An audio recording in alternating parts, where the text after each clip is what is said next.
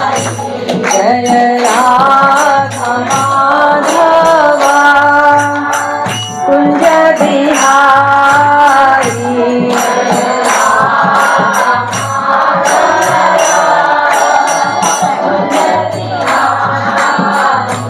जय गोपी जन वल्लभा गिरिवरधारी।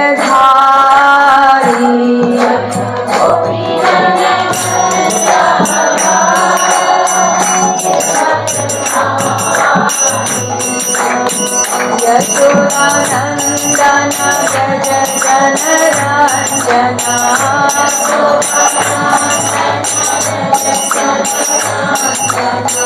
यशोदानंदन व्रज जनरंजना।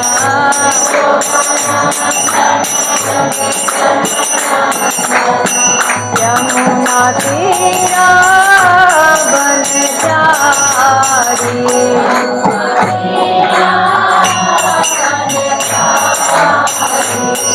जय राधा माधवा कुंज बिहारी।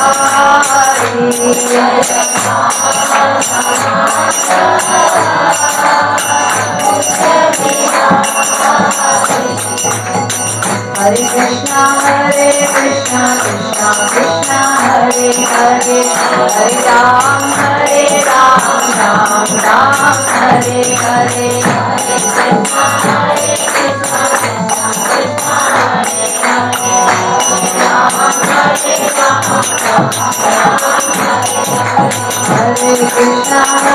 कृष्णा कृष्णा हरे हरे, हरे राम राम राम हरे हरे।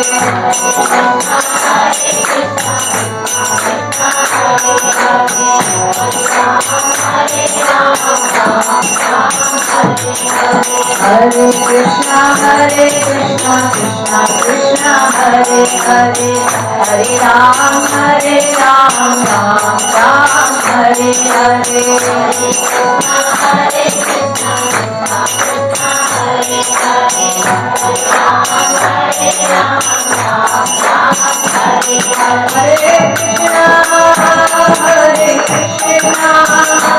कृष्णा कृष्णा हरे हरे, हरे राम राम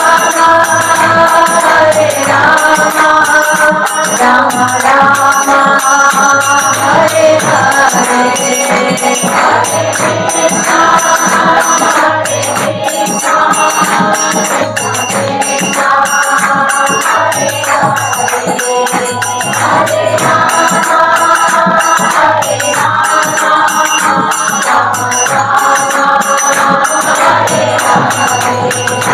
जय जय प्रभुपाद प्रभुपाद प्रभुपाद।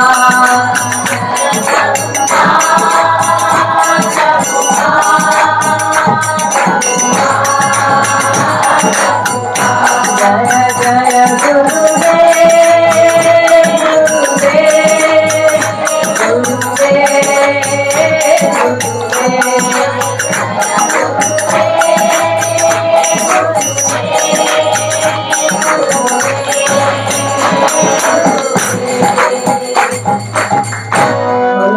श्री राधा श्याम सुंदर भगवान की, श्री जगन्नाथ बलदेव सुभद्रा मैया की, श्री सीताराम लक्ष्मण हनुमान की, गौर निताई पंचतत्व भगवान की, पूरी दिव्य गुरु परंपरा की, जगत गुरु शिला प्रभुपाद की, श्री गुरु महाराज की।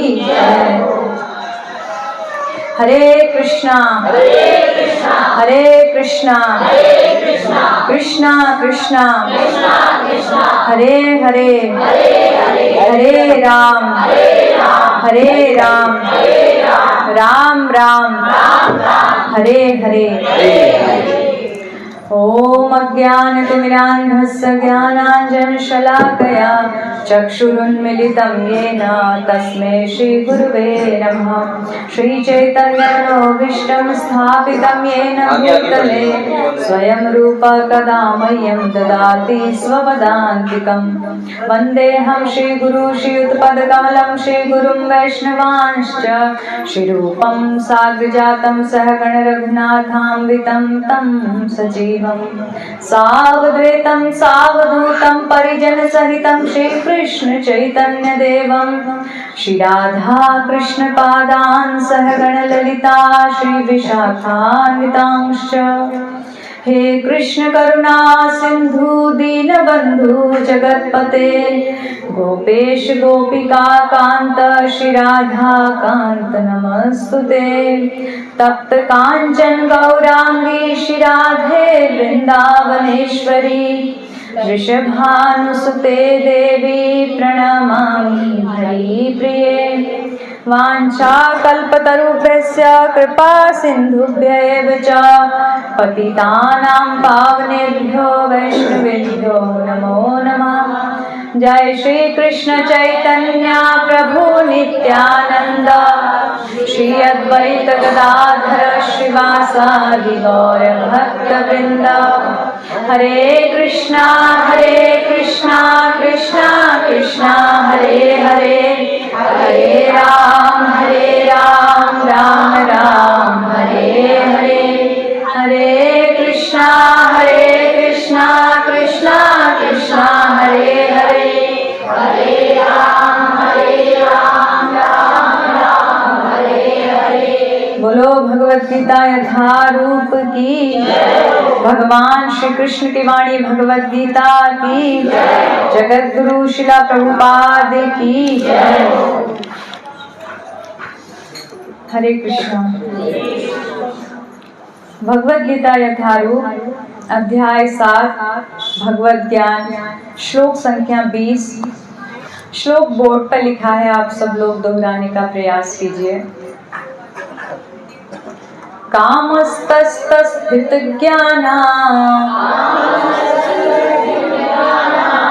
प्रपद्यन्ते अन्यदेवता तं तं नियमास्थाय प्रकृत्या नियता स्वया। कामस्तस्थितज्ञाना प्रपद्यन्ते अन्यदेवता तं तं नियमास्थाय प्रकृत्या नियता स्वया। कोई प्रभु जी बोलिए। कामैस्तेस्तहर्याना प्रपद्यन्ते अन्यदेवता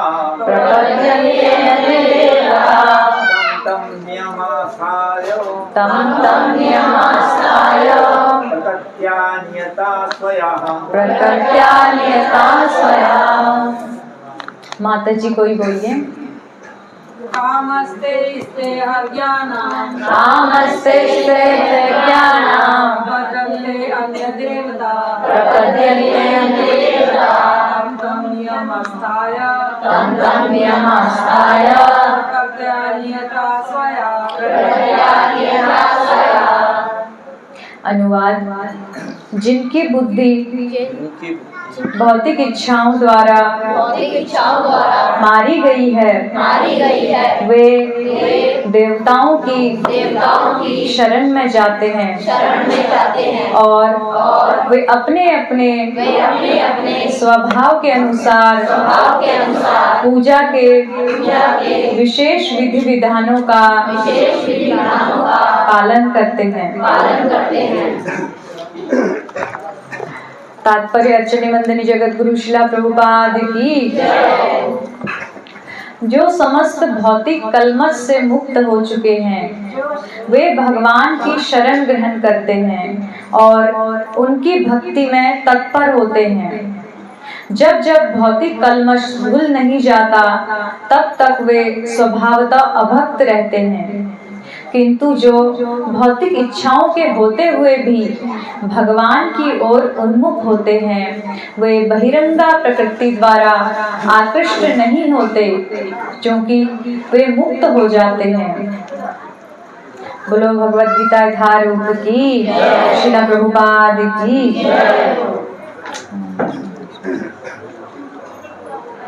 हरे कृष्णा। सर्वप्रथम आप सबका इस सायंकालीन गीता में स्वागत है। आप सब लोग, बहुत लोग नए लोग भी आए हैं, पहली बार आए हैं, बहुत अच्छा लगा। आप मंदिर में भगवान की ओर आ रहे हैं। देखो आज का श्लोक यही है, जो भगवान की ओर उन्मुख होता है वो शीघ्र ही मुक्त हो जाता है। आज के तात्पर्य में ये आ रहा है। तो हम सब बड़े सौभाग्यशाली हैं जो भी भगवान की शरण में आए हैं और जो भक्ति करने का प्रयास कर रहे हैं। आप में से जो पहली बार आए हैं उनके लिए आज भक्ति की शुरुआत का दिन है। तो आज का श्लोक बहुत अच्छा आया है। इसमें भगवान बता रहे अर्जुन को कि मेरी शरण में कौन कौन आता है।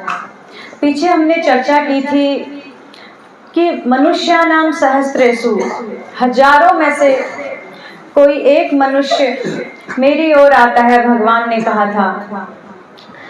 तो भगवान की ओर इतने कम क्यों आते हैं छटे हुए लोग? बहुत सारे रास्ते में ऐसे बाधाएं होती हैं जिसके कारण व्यक्ति मोहित होता जाता है। भगवान तक वही पहुंचता है जो एकनिष्ठ भाव से भगवान की शरण ग्रहण करता है। उसमें से एक बाधा ये भी है जो आज के श्लोक में बताई है कि जिनकी बुद्धि भौतिक इच्छाओं से मारी गई है वे देवताओं की शरण में जाते हैं, वो भगवान की शरण में नहीं आते हैं। देखो हमारे वेदों में भिन्न भिन्न प्रकृति के जीव हैं जो अलग अलग स्वभाव के, तो उनके स्वभाव के अनुसार अलग अलग देवता हैं। प्रत्येक जीव, प्रत्येक व्यक्ति, वस्तु तीनों गुणों के अंदर आता है, सतोगुण, रजोगुण और तमोगुण। उसमें से जो तमोगुण प्रवृत्ति के लोग होते हैं वो तमोगुण प्रधान देवताओं के पास जाते हैं। जो रजोगुण के होते हैं वो रजोगुण प्रधान, जो सात्विक प्रकृति के लोग होते हैं वो सत्वगुण अर्थात विष्णु तत्व की शरण में जाते हैं। तो इसमें से हमारे शास्त्रों में इसलिए ये सब बनाया है, देवताओं की पूजा। आप कहेंगे अगर देवताओं की शरण में नहीं जाना है तो ये 33 करोड़ देवी देवता बनाए क्यों हैं? केवल कृष्ण भगवान ही होते। देखो जो शुरुआत में जो कुछ नहीं करता है, सीधा भगवान की भक्ति जो है PhD है, और देवताओं की शरण में व्यक्ति जाता है शुरू में इच्छाओं की पूर्ति के लिए, थोड़ा सा श्रद्धा रख के उस ओर जाता है। तो हमारे वेद शास्त्र ऐसा मार्ग सुझाते हैं जो थोड़ा नहीं, जो कुछ चल नहीं पाता, कम से कम चले तो सही, किसी के आगे हाथ जो जोड़े, कहीं तो जाके सर नवाए उसके, कहीं तो श्रद्धा हो। लेकिन उसके साथ ही उन्होंने हमें जागरूक भी कर दिया है कि क्या क्या नुकसान है, क्या फायदा है। तो भगवान की ओर जो आते हैं, भगवान कृष्ण की ओर, वो महान सुकृतिशाली होते हैं, वो बहुत बुद्धिमान होते हैं। यहाँ पर क्या करें, जिनकी बुद्धि मारी गई है। क्यों मारी गई है बुद्धि? हम देवताओं की शरण में इसलिए जाते हैं कि हमारे मन में कोई इच्छा होती है। एग्जाम्पल के लिए हम चाहते हैं हमारा बच्चा अच्छे नंबरों से पास हो, हमारे घर में पैसा आए, हमारा दुख दूर हो, या कुछ भी इच्छा हो सकती है। तो जब कोई बताता हमें वहां जाओ, दुर्गा माता के मंदिर में बतासे चढ़ाओ और ऐसा ऐसा कपड़ा चढ़ाओ, आपकी 1 हफ्ते में इच्छा पूरी हो जाएगी, तो हम उधर चले जाते हैं कि जल्दी शॉर्टकट हो जाए। कोई बताता नहीं उधर जाओ, गणेश जी के वहां आप दुर्गा चढ़ाओ और ये चढ़ाओ तो आपको ये जल्दी मिलेगा। तो क्या है, मूल में हमारी जो इच्छाएं हैं, कामनाएं हैं, उसके लिए हम देवताओं के पास जाते हैं कि देवता हमारी कामना पूरी करें, और वो हमारी कामना पूरी कर देते हैं। तो हम सोचते हैं कि देवता तो बड़े महान हैं, हमने मांगा और 1 महीने में हमें दे दिया। कृष्ण भगवान के मंदिर में हम कब से जा रहे थे, हमें मिला नहीं। हमारी देवताओं में आस्था बढ़ जाती है, फिर हम उन्हीं की शरण में उन्हीं की भक्ति करने लगते हैं। लेकिन देखो, देवता लोग जो भी देते हैं हमें, हमारी जो भी इच्छा पूरी होती है, वो हमारे कर्म फल के अनुसार ही देते हैं। ये हमारा भ्रम होता है कि उन्होंने, देवताओं ने हमें दे दिया।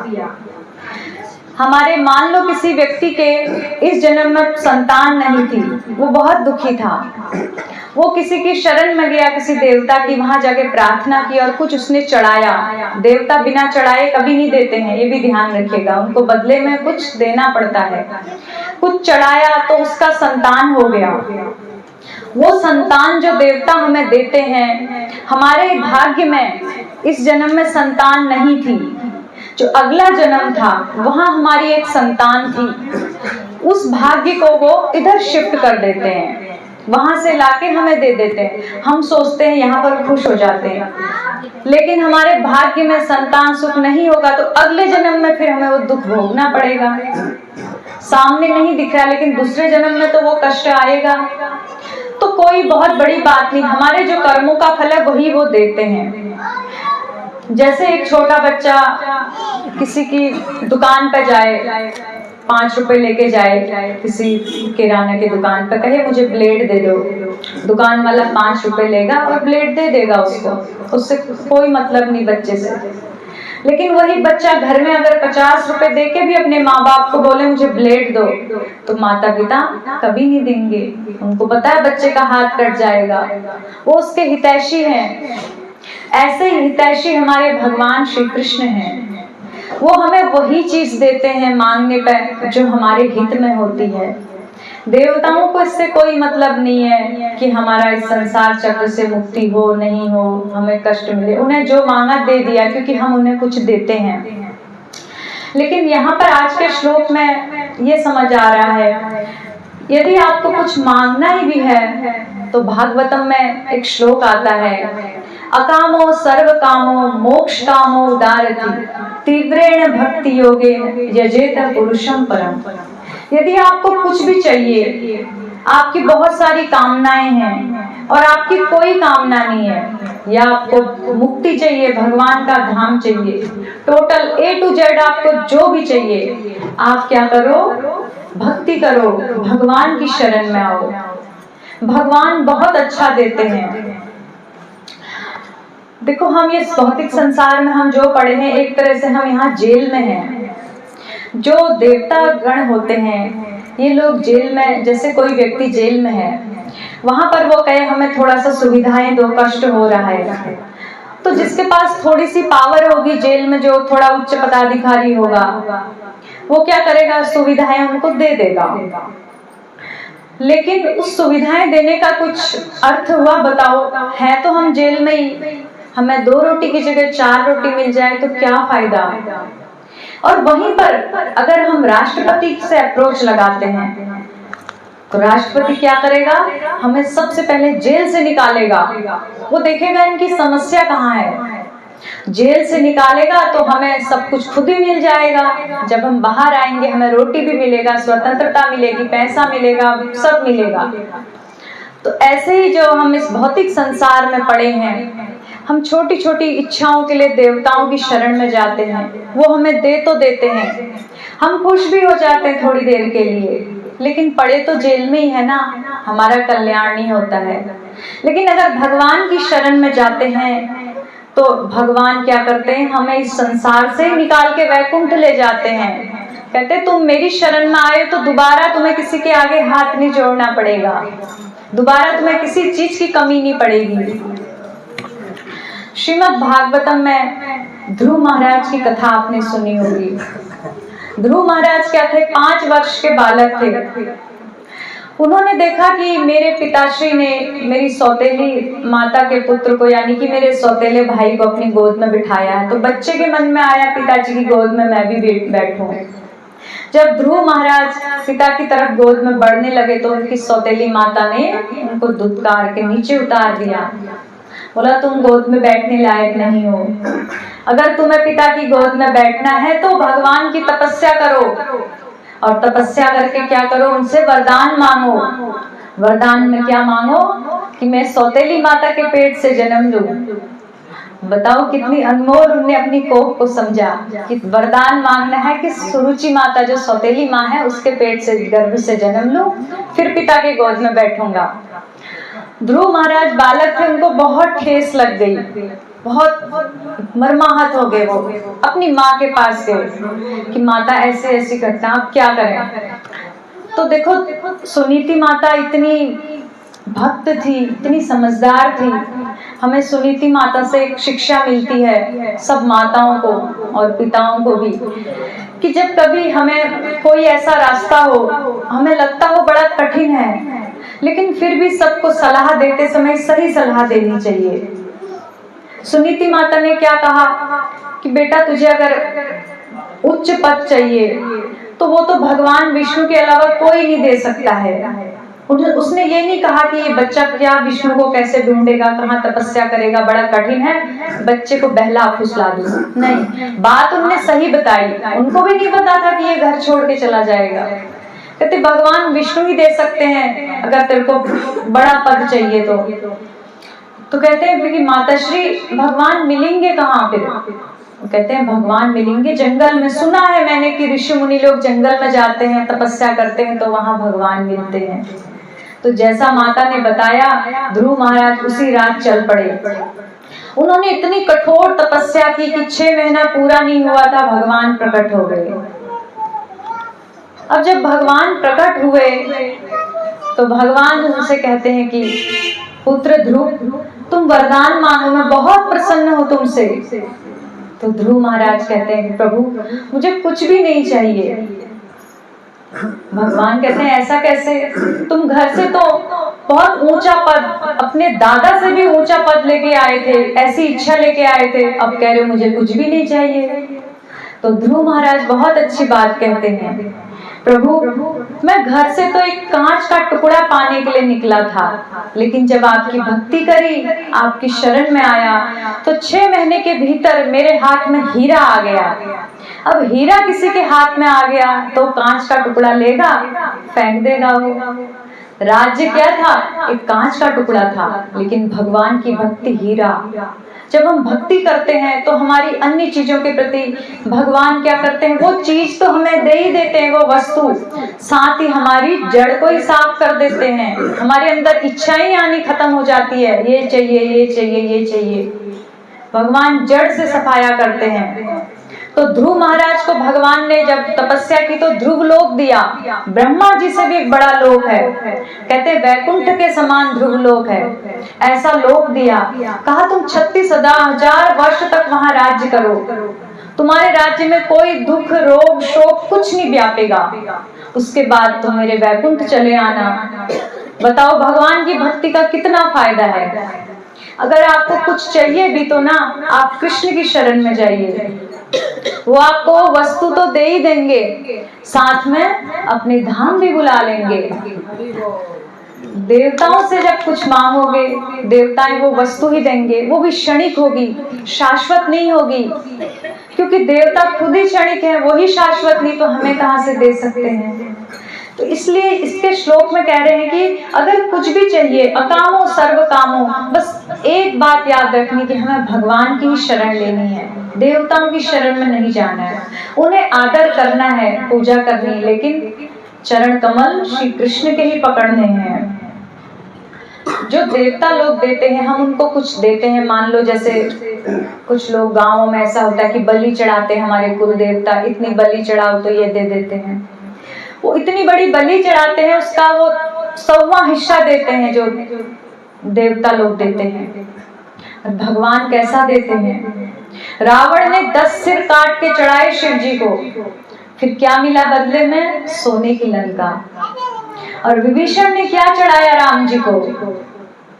एक सिर, वो भी काट के नहीं, सर झुका के चढ़ाया। तो भगवान ने उसको लंकापति बना दिया। भगवान का स्वभाव ऐसा है कि वो हमें दे भी देते हैं और हमें इतना सम्मान देते हैं। राम जी के विषय में आता है, ऐसो को उदार जगमाही, बिन सेवा जो द्रवे दीन पर, राम सरसी कोई नाई। राम जी के जैसा कोई नहीं है। बिना सेवा किए थोड़ा सा भी कुछ कोशिश कर दो भगवान की ओर, भगवान इतने द्रवित हो जाते हैं कि सोचते मैं इसको क्या दूं। जब सेतु बन रहा था तो छोटी सी गिलहरी भगवान राम की सेवा कर रही है।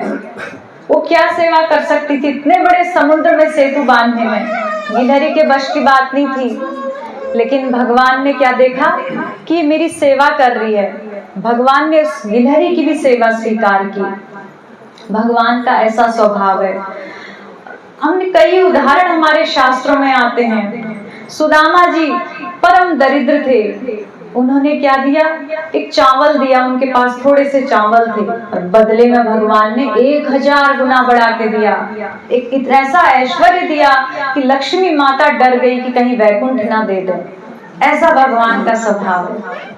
अब बताओ, इतने अच्छे भगवान, इतने खुले दिल से देने वाले, उनको छोड़ के हम छोटी छोटी चीजों के पीछे जाएंगे तो हम मूर्ख हैं कि नहीं। जो श्लोक में लिखा है ना, जिनकी बुद्धि भौतिक इच्छाओं से मारी गई है। जब आपने शुरू में सुना होगा आपको लग रहा होगा कि क्या कह रहे हैं, बुद्धि मारी गई है। अब जब पूरी बात सुनोगे तो लगेगा ना कि हमारी सच में बुद्धि मारी गई है। जब हमारे रिश्तेदार राष्ट्रपति हैं तो हम छोटे छोटे पदाधिकारियों के पीछे हाथ क्यों फैलाएं। तो भगवान कृष्ण जो है वो हमारे बहुत करीब हमसे संबंध बना सकते हैं, तो हमें और छोटी छोटी जगह हाथ फैलाने की जरूरत नहीं है। वैसे शास्त्रों में अलग अलग देवताओं के लिए पूजा करके अलग अलग वस्तु प्राप्त होती, कामना मिलती है। तो ये भगवान ने बनाया है नियम, ये प्रारंभिक स्तर पर, लेकिन हमें भगवान की शरण में ही जाना चाहिए।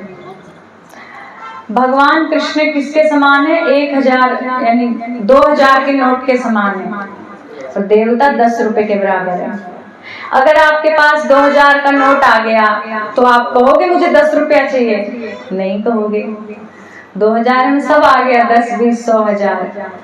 तो भगवान कृष्ण की भक्ति करने से भक्त को सब कुछ मिल जाता है। भौतिक जगत में जो होता है उसको बिना मांगे सब मिल जाता है और जाके फिर भगवान का धाम उसके लिए रिजर्व होता है। भगवान जब अपना दुर्लभ धाम दे सकते हैं, भक्ति दे सकते हैं, तो हमें छोटी मोटी चीज नहीं देंगे। क्या हमारा बेटा दुखी है या हमारा जो भी हो गया, जो भी हमारी कामना है, सब कुछ भगवान दे सकते हैं। बड़ी मुश्किल से देखो हमें ये मनुष्य शरीर मिला है, एक जन्म में हमें भगवान की प्राप्ति करने के लिए दुर्लभ मौका मिला है, तो उसे हमें अन्य अन्य इच्छाएं पूरी करने के लिए नहीं खर्च करना चाहिए। उसी समान होगा जैसे जेल में हम मांग रहे हैं, हमें ब्रेड मिलती थी, अब हमें 2 रोटी देनी चाहिए, उसमें घी लगा के मिलना चाहिए। मूर्खता ही है। भाई 2 रोटी से क्या होगा, बहर हो तो आप जेल में ही ना। बुद्धिमानी ये है जो कहे मुझे जेल में ही रहना ही नहीं है, जेल से बाहर करो, बाहर जाओगे सब कुछ मिल जाएगा। ऐसे ही बुद्धिमानी ये है कि हमें भगवान के धाम जाना, उनकी शरण ग्रहण करनी है, तो बाकी सब चीज अपने आप उसी में मिल जाएगा। जो अत्यधिक कलमश वाला व्यक्ति होता है, जिसके सुकृति, जिसके पुण्य बहुत कम होते हैं, वो देवताओं की शरण में जाता है। जो बहुत पूंजी वाला व्यक्ति होता है, जो बहुत सुकृतिवान, वो भगवान की शरण में आता है, चाहे किसी कामना से भी आ रहा है। तो हम सभी लोग जो यहाँ बैठे हुए हैं, आप लोग कहीं ना कहीं भारी सुकृति है आपकी, तभी भगवान ने आपको यहाँ बुलाया है। ऐसे ही कोई नहीं आ जाता है, नहीं तो कई ऐसी जगह है वहाँ इतनी भीड़ लगी रहती है जहाँ कुछ भगवान से दूर दूर तक कोई वास्ता नहीं है। लेकिन कहीं ना कहीं आप लोगों के पास बहुत बैंक बैलेंस, मतलब आध्यात्मिक बैंक बैलेंस, सुकृति है। जिसके पास काफी धन होगा वही तो बड़े बड़े मॉल में जाएगा, शोरूम में सामान खरीदने, नहीं तो जो गरीब होगा वो कहाँ जाएगा। वो बाजार लगता है ना छोटा सा, उधर शनि बाजार, वहां जाएगा। तो जब आप सब लोग पधारे हैं, बहुत भाग्यशाली लोग हैं, भगवान के यहाँ तक आए, इस भाग्यशाली इसका लाभ लेना है। आज से आपने नियम रखना है कि अब हम भगवान की शरण ग्रहण करेंगे, भक्ति करेंगे, अपने जीवन में अब कृष्ण को लाएंगे। आज तक भले ही हमने बहुत समय गवा दिया संसार में, हमें पता नहीं था, लेकिन जब पता चल गया तो अब हम देर नहीं करेंगे, क्योंकि जब जागे तभी सवेरा। जब पता लग जाए तो उसके बाद अगर हम ना भगवान की शरण ग्रहण करें तो बहुत बड़ी मूर्खता है। हमारे जिसका हमें आभास नहीं कि कितना हमें पछतावा होगा। कहते हैं जो भगवान का भजन नहीं करता है, जब उनको मृत्यु आती है उस समय बहुत पछताता है। सिर धुनि धुनि पछतावही, काल ही कर्म ही ईश्वर ही, मिथ्या दोष लगावही। जो जीवन भर भजन नहीं करता, मृत्यु के समय सर पकड़ता है। क्यों? अब संसार से जा रहा है, जहां रहा उसने जितने परिवार बनाया, पैसा कमाया, घर बनाया, वो सब तो छूट रहा है। आगे जहां जाना है वहां के लिए कुछ कमाया नहीं। इतना दुख होता है उसको कि मैंने सब समय बर्बाद कर दिया। मृत्यु के समय भक्त जो भक्ति करता है उसको कष्ट नहीं होता है। उसको लगता है मैंने तो भक्ति की है, मैं भगवान के धाम जाऊंगा। और जब वो यहाँ संसार में भी रहता है तो भगवान की सेवा करता है, उसको बहुत फर्क नहीं पड़ता है। आगे उसकी सीट रिजर्व होती है। तो हम सब लोगों को भगवान की भक्ति करनी चाहिए। भक्ति की शुरुआत है 4 नियमों का पालन करना है। पहले जैसे नए लोग आए पहली बार, उन्हें पता नहीं होगा। पहला नियम, आपने किसी तरह का मांसाहार नहीं करना, पवित्र भोजन करना है। प्याज, लहसुन और नशीला पदार्थ, चाय, कॉफी, ये सब कुछ नहीं खाना है। और जुआ, सट्टा, लॉटरी आदि, झूठ बोलना, इन सब से दूर रहना है। और भगवान के नाम का जप करना है। एक बार मेरे पीछे बोलिए सब, हरे कृष्णा हरे कृष्णा कृष्णा कृष्णा हरे हरे हरे राम राम राम हरे हरे। जब हम भगवान की शरण ग्रहण करेंगे, भक्ति करेंगे, तो किसी की हिम्मत नहीं हमें कुछ कर सके। देखो भागवतम में जड़ भरत जी का प्रसंग आता है। एक जड़ भरत जी थे, वो भगवान कृष्ण की भक्ति करते थे। तो उनको वो जंगल में ऐसे विचरते रहते थे, भगवान की याद में पागलों की तरह घूमते रहते थे। तो वहां से काली माता के जो पूजक थे उनको एक बलि चाहिए थी। वो बलि की खोज कर रहे थे, कोई ऐसा व्यक्ति मिले जिसकी हम बलि चढ़ाएं। उन्होंने देखा एक पागल व्यक्ति है, जंगल में घूम रहा है, तो इसको ले चलते हैं। उन्होंने जड़ भरत जी को पकड़ा और काली माता के मंदिर में ले गए। जब काली माता के मंदिर में ले गए तो जड़ भरत जी ने कुछ भी नहीं बोला, वो चुपचाप, क्योंकि जो भक्त बहुत ऊंचा भक्त होता है वो भगवान जहाँ रखे वहीं खुश रहता है, सोचता है प्रभु की जैसी इच्छा। उन्होंने क्या किया, उनके बलि देने की तैयारी करी, तो वो सर नीचे करके बैठ गए हैं। जैसे ही बलि देने ही वाले थे तो तुरंत क्या हुआ, काली माता की मूर्ति फट गई और उसमें से काली माता प्रकट हो गई। काली माता ने अपनी तलवार और खप्पर से अपने जो सेवक थे, अपने सेवकों को वहीं पर मार दिया। बोला तुम लोग मेरे जो स्वामी हैं भगवान कृष्ण हैं, उसके भक्त की हत्या कर रहे हो, उसकी बलि चढ़ा रहे हो। काली माता ने प्रकट होकर जड़ भरत जी की रक्षा की। तो इससे क्या समझ आता है, जब हम भगवान कृष्ण की भक्ति करते हैं, उनकी शरण लेते हैं, तो देवी देवता भी हमारी मदद करते हैं। वो हमसे प्रसन्न होते हैं, वो सोचते हैं कि हम कैसे इसकी सेवा करें। जब सुदामा जी द्वारिका आए, द्वारिका में सुदामा जी को जब भगवान ने अपने सिंहासन पर बिठाया, लक्ष्मी जी क्या कर रही हैं, रुक्मणी जी के रूप में उनको पंखा कर रही है। वही लक्ष्मी जी जिनको हम दिन रात पूछते हैं हमारे घर आ जाए, हमारे घर आ जाए, वो नहीं आती हैं। अकेली क्यों आएंगी? कोई पतिव्रता स्त्री बिना पति के कहीं जाना पसंद नहीं करती है। अगर वो अकेली घूमती है तो उसको अच्छी समाज में सम्मानित दृष्टि से नहीं देखा जाता है। तो लक्ष्मी माता जब नारायण की पूजा करते हैं, भगवान विष्णु की, तो अपने पति के साथ खुद आती हैं वो। सुदामा जी ने क्या किया, भगवान की सेवा की, भगवान की भक्ति की, तो लक्ष्मी जी उनको पंखा कर रही है कि ये तो मेरे स्वामी का भक्त है। तो जब हम भगवान की शरण लेते हैं, हमें ऐसा नहीं सोचना चाहिए कि देवी देवता नाराज हो गए, काली माता, गणेश जी, दुर्गा माता, आप क्या करें, उनको भी कुछ फूल चढ़ाए चढ़ाए। नहीं, जब ईश्वर परमः कृष्ण सर्व कारण कारण, जब भगवान प्रसन्न हो जाते हैं, देवी देवता भी उस पर आशीर्वाद देते हैं, उस पर कृपा बरसाते हैं। एक शास्त्र में वर्णन आता है, ब्रह्मा जी जब किसी जीव को इस धरती पर देखते हैं कि इसने सोच लिया मैं भगवान के नामों का जप करूंगा और इसी जन्म में भगवान के धाम जाऊंगा, जब वो नाम जप शुरू करता है तो वर्णन आता है कि ब्रह्मा जी अपनी थाली लगा देते हैं आरती की, उसमें दीप रखते हैं, अगरबत्ती रखते हैं, फूल रखते हैं और मधु पर कहते हैं जब ये जीव अब नाम जपना शुरू कर दिया है, अब नाम जपते जपते एक ना एक दिन ये भगवान के धाम अवश्य जाएगा, क्योंकि जो नाम जपता है वो धाम अवश्य जाता है, गारंटी है, इसमें कोई दुराहा नहीं है। ब्रह्मा जी ने सोचा कि अब ये तो धाम जाएगा ही जाएगा, और मेरे ब्रह्मांड की जीवात्मा जब भगवान के धाम जाएगी मेरे लिए कितने गर्व की बात होगी, जो मुझे भी दुर्लभ है वो धाम ये आत्मा प्राप्त करेगी।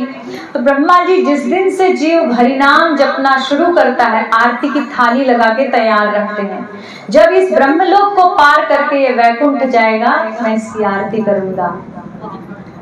देखो कितनी बड़ी महिमा है भगवान के भक्ति की।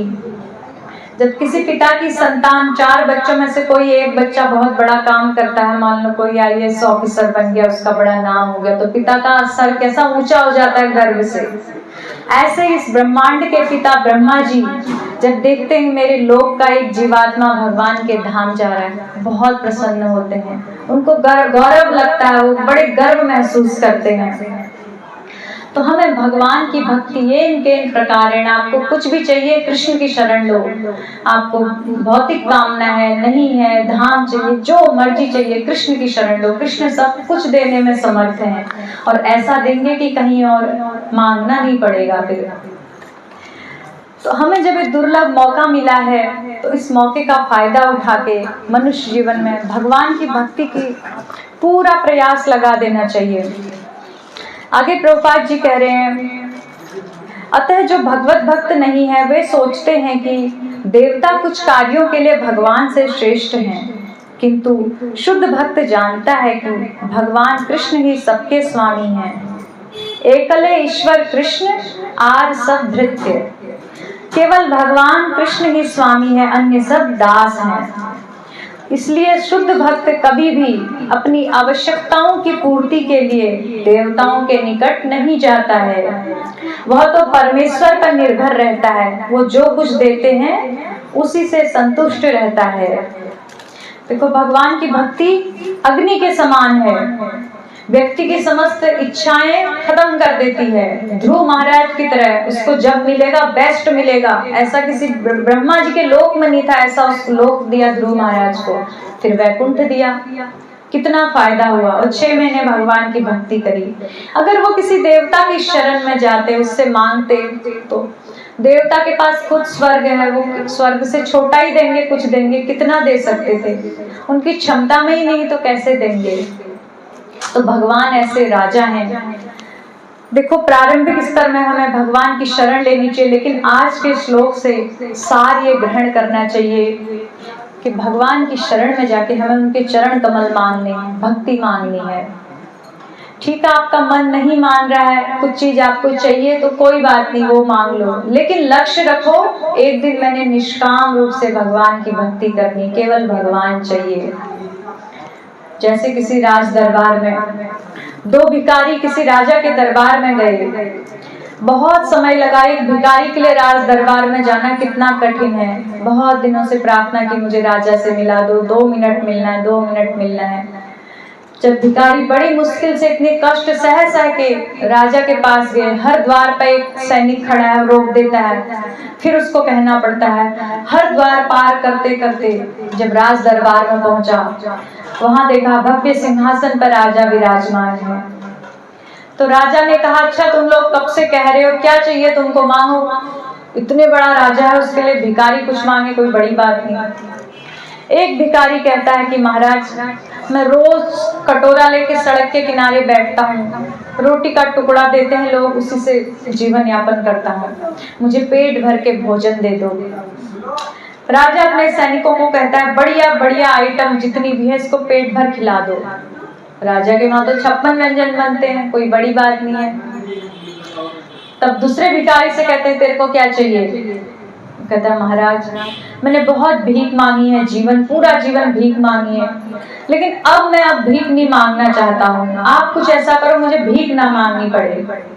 राजा कहता है ठीक है, इसका अपने राज दरबार में इसको नौकरी दे दो। उसको नौकरी दे देता है, उसकी नौकरी राज दरबार में लग जाती है, उसको फिर तनख्वाह मिलती है, वो अपना बढ़िया घर बनाता है और उसका सम्मान भी बढ़ता है। राज दरबार में नौकरी कर रहा है, उसकी वेशभूषा रहन सहन सब कुछ बढ़ जाता है। उसका जो रोटी मांगता था टुकड़ा, वहाँ बढ़िया बढ़िया आइटम खाता है। अब उन दोनों भिखारी में से कौन सा भिखारी बुद्धिमान है? जिसने कहा मुझे दोबारा भीख ना मांगनी पड़े, जिसने कहा मुझे खाना दे दो, उसने थोड़ी देर का सोचा, पेट तो भरा, कल फिर कटोरी लेके बैठेगा। उसी प्रकार हम सभी जीवात्माएं, भगवान श्री कृष्ण वो राजाधिराज है, उनको सब कुछ देने की सामर्थ्य है। जब हम उनकी भक्ति करते हैं, हमसे वो कहते हैं कि मांगो तुम्हें क्या चाहिए, हम कहते हैं महाराज एक बेटा दे दो, या हमें 10,000 जो भी है अपना पैसा दे दो, तो भगवान दे देते हैं, कोई बड़ी बात नहीं। लेकिन कितनी बड़ी मूर्खता करी। जो राजा की सेवा मांगता है उसको सब कुछ अपने आप मिल जाता है, उसका मान सम्मान पैसा धन दौलत सब कुछ, खुश हो जाता है वो। इसी तरह जो भक्त होता है, भगवान की भक्ति मांगता है, तो बाकी सब कुछ उसके अंदर आ जाता है, तो वो बुद्धिमान होता है। छोटी छोटी चीज मांगेगा, इतनी कठिनाई से पहले भगवान तक पहुंचा और ये मांगा। इसलिए हमें सार ये समझना है, भगवान कृष्ण की शरण लेनी है, जो सब कुछ देने में समर्थ है। और उसके बाद ठीक है, आप बहुत इच्छा है तो कुछ मांग लो, लेकिन लक्ष्य ये रखना है कि प्रभु हमें आपके चरण कमल चाहिए, हमें आप चाहिए, हमें दोबारा इस जेल में नहीं रहना है, दोबारा हमने भीख नहीं मांगनी है। बहुत भीख मांग ली तो भगवान क्या करेंगे, हमें अपने वैकुंठ धाम बुला लेंगे, फिर वहाँ कोई समस्या नहीं, कोई कष्ट नहीं, किसी तरह का दुख नहीं। वैकुंठ मतलब जो बिना कुंठा के है, कुंठा अर्थात दुख, वहाँ किसी तरह का दुख है ही नहीं, प्रसन्नता है। तो आप सब लोग आज से यही निश्चय करके जाइए, भगवान के सामने प्रार्थना करके जाइए कि अब हम आपकी चरणों की शरण में रहेंगे और आपकी ही भक्ति करेंगे।